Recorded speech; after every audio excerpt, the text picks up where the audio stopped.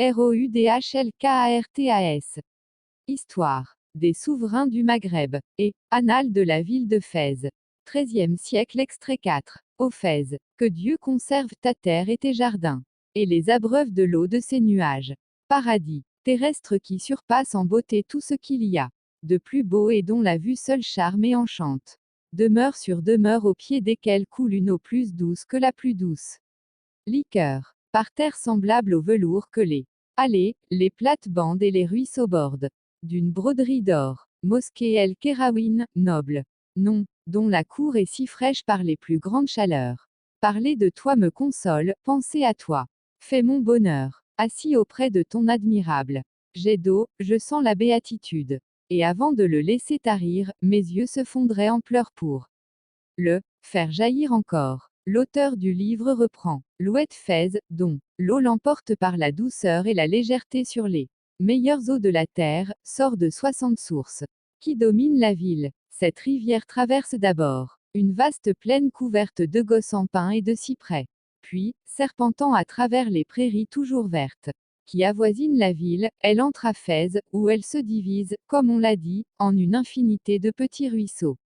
Enfin, sortant de Fès, elle arrose les campagnes et les jardins, et va se jeter dans le fleuve Sébou, à 2000 de la ville. Les propriétés de l'eau de l'oued Fès sont nombreuses, elle guérit de la maladie de la pierre et des mauvaises odeurs, elle adoucit la peau et détruit les insectes, on peut sans inconvénient en boire en quantité à jeun, tant elle est douce et légère, qualité qu'elle acquiert en coulant à travers le Gossampine et le cyprès. Le médecin Ben Djenoun rapporte que, bu à jeun, cette eau rend plus agréable le plaisir des sangs, elle blanchit le linge sans qu'il soit nécessaire d'employer du savon, et elle lui donne un éclat et un parfum surprenant. On tire de l'oued Fès des pierres précieuses qui peuvent remplacer les perles fines. Ces pierres valent un melcal d'or la pièce, ou plus ou moins, selon leur pureté, leur beauté et leur couleur. On trouve également dans cette rivière des cheratines, écrevisses, qui sont très rares dans les eaux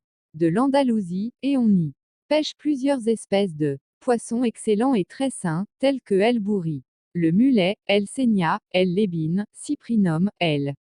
bouca, murex, et autres. En résumé, l'oued Fès est supérieure aux autres rivières du Maghreb par ses bonne et utile qualité. Il n'existe nulle part des mines de sel aussi remarquables que celles de Fès, situées à 6000 de la ville. Ces mines occupent un terrain de 18 000 et sont comprises entre le hameau de Chaptier et l'oued Mesker, dans le Demné El Bakoul. Elles donnent différentes espèces de sel variant entre elles de couleur et de pureté. Ce sel, rendu en ville, coûte 1 drachm les 10 sacs, quelquefois plus, quelquefois moins, selon le nombre des vendeurs. Autrefois avec 1 drachm on en avait une charge de chameau, et souvent même les marchands ne pouvaient s'en défaire, tant l'abondance était grande. Mais ce qui est vraiment merveilleux, c'est que l'espace occupé par ces mines est coupé en divers sans par des champs cultivés, et certes, quand au milieu du sel on voit s'élever de belles moissons dont les épis se balancent sur de vertes tiges, on ne peut que dire c'est là un bienfait de Dieu, un signe de sa bénédiction.